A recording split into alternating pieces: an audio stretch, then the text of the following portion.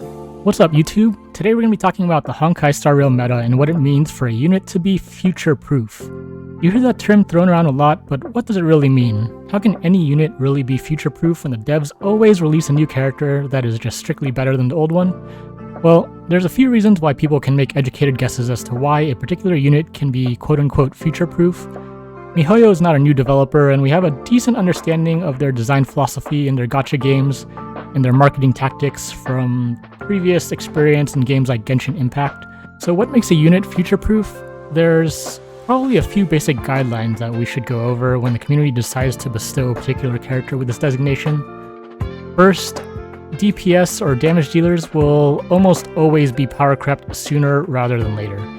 If you look at the sales figures, the damage dealing units are often the best-selling banners, and to make these units sell, the next DPS unit has to have bigger numbers than the previous one. It's just a law of how these things work and the psychology of the player base. Second, units with strong, unique support abilities are likely to stay around for much longer than others. A good example of this in Honkai Star Rail is probably Silverwolf, but we'll get to that in a moment. Third, support units are released much less frequently than DPS units. For example, in Genshin Impact, we've really only seen one 5-star healer, if you can even call her that, in the game's entire history. So it's through this framework that I'll be looking at the current units in the game and putting them into a future-proof tier list. After all, the community loves tier lists, right? Surely nothing can go wrong here. So first, let's get the easy ones out of the way. All the 4-star damage dealers are surely going to be bottom tier in the future. Most of them have already been power crept, and there's nothing wrong with using them, but they're just not going to be the ideal solution for most of your needs in the future. So we got Arlen, Herta, Hook. QQ is kind of an exception because she's been moving up the tier list, and she does have a unique playstyle with some unique mechanics. So there's an argument to be made that she could be a little bit higher. So I'm going to stick her in C tier tentatively. She could be around much longer than the other 4-star damage dealers, but who knows. Unfortunately, Sampo, a fan favorite, going D tier. Reval D tier, Susheng D tier. The physical Trailblazer D tier. And Luca, probably D tier. Okay, so now we move on to the 4-star support units. Now, these are a little bit harder to put into the tier list because some of them have some pretty unique abilities, and it's hard to say whether or not miHoYo is going to power creep these units anytime soon. For instance, Asta, I think, is quite underrated, and he has some unique abilities that not only increase the damage dealt by your team, but also greatly increases their speed.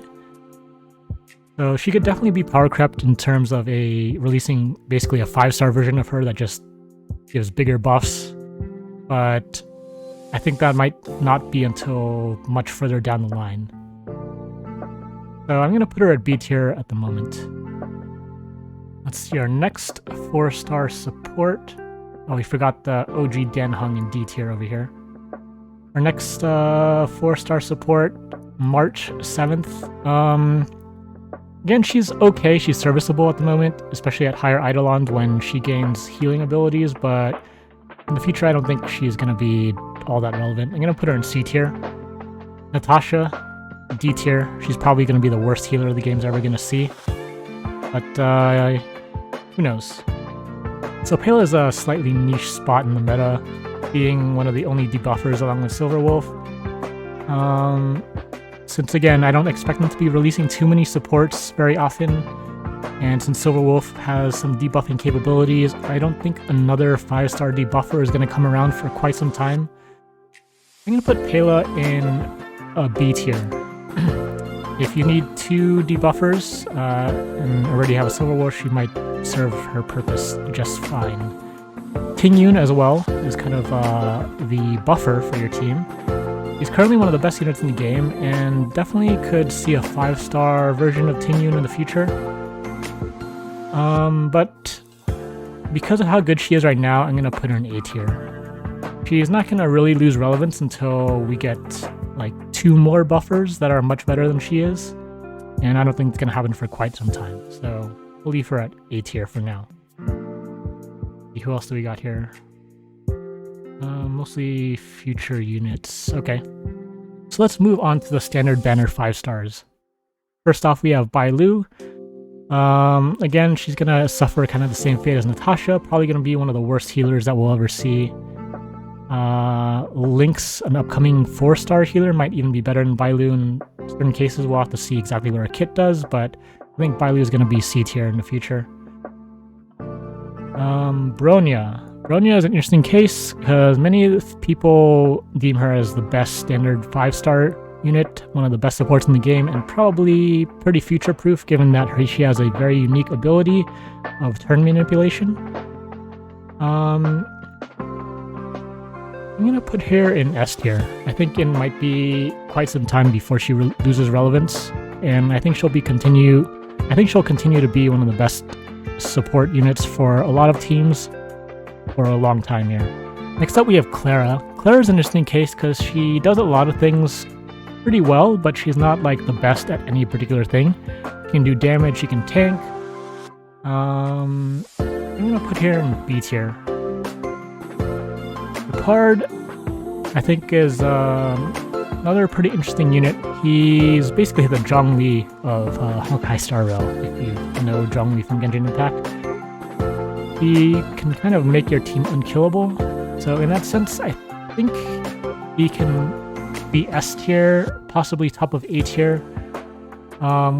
We have Bushwan coming up, which kind of maybe fills a similar role as Japard. But given how strong he already is, I'm gonna put him in S tier. Himiko, unfortunately, has never been very strong, except for doing some of the early game story stuff as one of the only fire damage dealers in the game at the moment.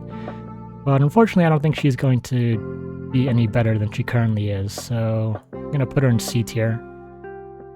Jingyuan has kind of already been relegated to like a mid-tier damage dealer, despite the fact that he's a 5-star unit. He just needs a lot of investment to be really good, and a lot of the, being a DPS unit, he's just gonna lose relevance even faster because of that fact. So he's gonna go kind of middle of B tier. Oh, that wasn't a standard unit, but oh well. I just did him anyway. Let's see the other standard units. We have Fire Trailblazer. Again, she's not that great. She serves her purpose early game, but she's gonna fall off pretty hard. Probably C tier. Welt is kind of unique given that there aren't too many imaginary units still in the game, even though we just got the Imbibitor Lunae. But Welt has some pretty unique applications in terms of his slowing and imprisonment capabilities. So I'm gonna put him in D tier. I think he could find some niche uses every now and then. Yanqing, pretty good ice damage dealer, but we have Jinglu coming up, so he's probably going to get power crept then. And even though he's good, he's probably not going to be all that great in the future, so he's probably going to go like middle of B tier as well. We skipped Yukong. So Yukong's kind of like a buffer, fills a similar role as Tinyun, but it's much harder to use and build around. I'm gonna put her in C tier. Let's see, did we do all the standard banner units? We did. Okay, so since I already did Jingyuan, we're moving on to the limited banner 5 stars now. So Blade, he's pretty good damage dealer. Doesn't use a lot of SP, which is a big plus. I'm gonna put him in A tier. He's really easy to build, and we're probably not going to see another wind damage dealer for some time, so I think he'll be pretty relevant moving forward. Kafka is an interesting case because she's not only a damage dealer, but enables the entire dot or damage over time composition. It can be argued that she's actually at her weakest state at the moment because we don't have any other 5-star dot damage dealers. And unless Hoyoverse just kind of ignores this archetype completely, which I don't think they will, I think Kafka can only get stronger in the future. So because of that, I'm gonna put her kind of at top of A tier at the moment. I think once we get 1 or 2 5-star dot damage dealers and like a relic set that synergizes with dot damage, I think Kafka is only going to get better. Next up we have Lucha, which is currently the best healer in the game at the moment, and given that he actually had the worst banner sales of any limited banner up to this point, I don't think Hoyoverse is incentivized to power creep him in the near future. We'll eventually get a rerun, and there'll probably be a lot of people pulling for him, but given the first go-around of banner sales, I don't think this archetype is going to see much love in terms of new units. So while he's S tier, I'd say if you want him, you're probably going to want to save up for his rerun, because I don't think there are going to be too many units that do what he does in the future. Next up we have Sele, who is the kind of undisputed DPS queen for a long time, but she's starting to show her age a little bit, only a few months into the game here, so I think she'll still be very good. You know, she's very strong, but she'll probably eventually get relegated down to kind of like the second tier of damage dealers moving forward. I'm gonna put her like middle of A tier. Silverwolf, as I mentioned, is a unit that has very unique capabilities in terms of planting the bugs, debuffing enemies, and implanting weaknesses. I don't think Hoyoverse is going to release another unit with this type of mechanic too often, if ever, so she might be a one of a kind. So I'd put her probably at the top of S tier, maybe one of the most future-proof units that we have in the game currently. Then we have some future units, and our latest unit, Imbibber Lune. Currently, so he's the top DPS, but of course, he's susceptible to the usual power creep. But the fact that he's of the imaginary element, and there don't seem to be too many imaginary element units being released every now and then, might make his staying power a little bit higher than some of the other DPS units. So for that reason, I'm going to put him like top of A tier, even though he is a DPS unit, but he could certainly fall further depending on how quickly the power creep gets rolled out here. So now I'm going to make a few educated guesses on some of these future units. Obviously, we don't know their full kit. I'm not going to bother rating the 4 stars because I don't really know anything about them. But the 3 5 stars here, Fushuan, Jinglu, and Topaz and Numbi, I think could be interesting cases. Fushuan, I think, looks interesting. She's kind of like a do-it-all type of support unit. She does like tanking, healing.